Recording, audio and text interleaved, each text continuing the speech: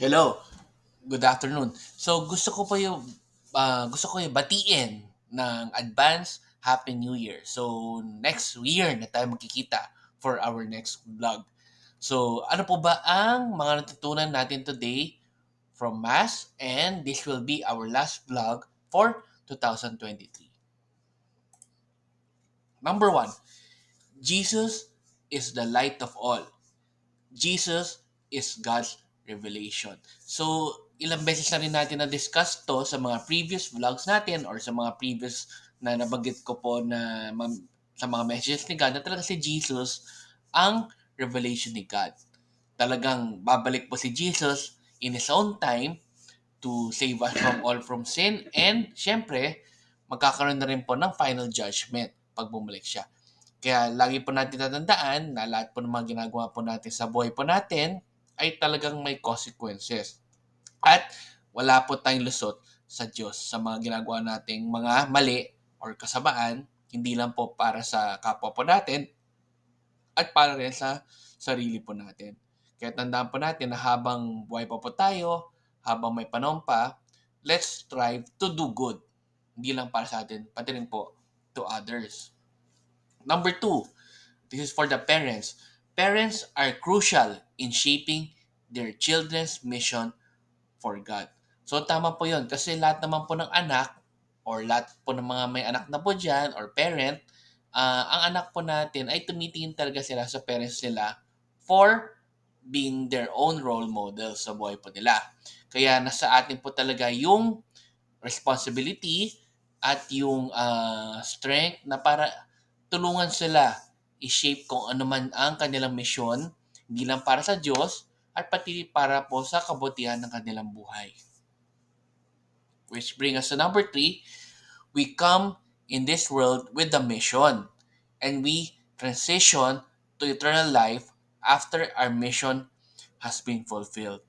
So, lahat po siguro nanonood ngayon sa Philippines or sa Pilipinas, if kung magpaparod nyo po yung movie na pinapalabas po ngayon, yung Rewind sa Metro Manila Film Festival, naku po, napakaganda ng movie na yon at napakadaming matututunan. Hindi lang po sa buhay pamilya, more only sa gusto ng Diyos para sa atin or kung paano na-explain ng Diyos na bakit ganito ang ating buhay, kung bakit may namamatay. Siguro ang gusto talaga ng Diyos pasabi sa atin is lahat naman po tayo may mission sa buhay. Lahat po tayo may, kumbaga, tinakdang kailangan gawin sa buhay po natin.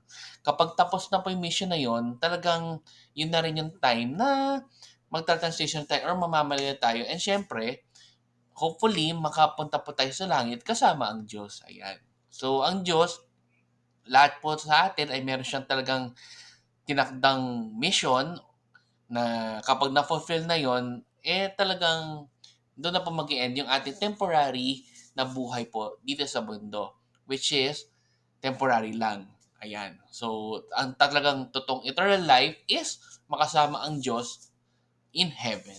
Ayan. So, tandaan po natin yan. And lastly, ito po ay para sa mga fathers. Saint Joseph has been a great role model as a father to Jesus. Let us strive to follow in His footsteps. Ayan. So, alam niyo naman yung story ng Saint Joseph na kahit alam niya na hindi biologically, hindi niya anak si Jesus, pero talagang tinuring niya na totoong anak si Jesus. Dahil naniniwala siya unang-una na Diyos ang nagbigay kay Jesus, kay Mama Mary, and talagang kailangan or talagang isa siyang napakabait na tao at napaka-responsabling tatay na talagang na-appreciate po ni Jesus sa buong buhay niya. Kaya tayong mga ama, like ako, ama rin, strive po natin na gawin ang tama, hindi lang po para sa mga anak natin, pati rin sa ating mga asawa at sa pamilya po natin.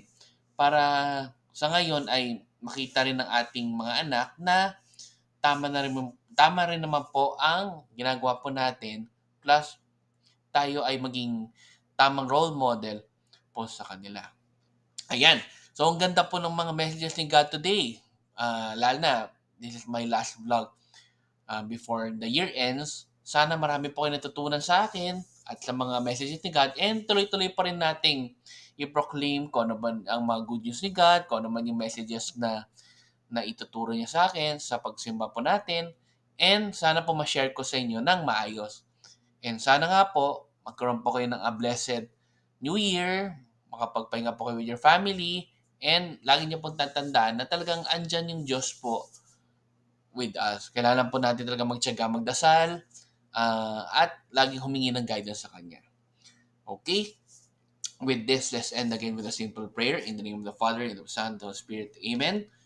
Lord, maraming salamat po sa lahat po ng mga tulong at biyayang ibinibigay niyo po sa amin sa pang-araw-araw, at syempre sa lahat rin po ng mga biyaya at tulong at guidance na rin na ibinigay niyo po sa amin ngayong taon po na to.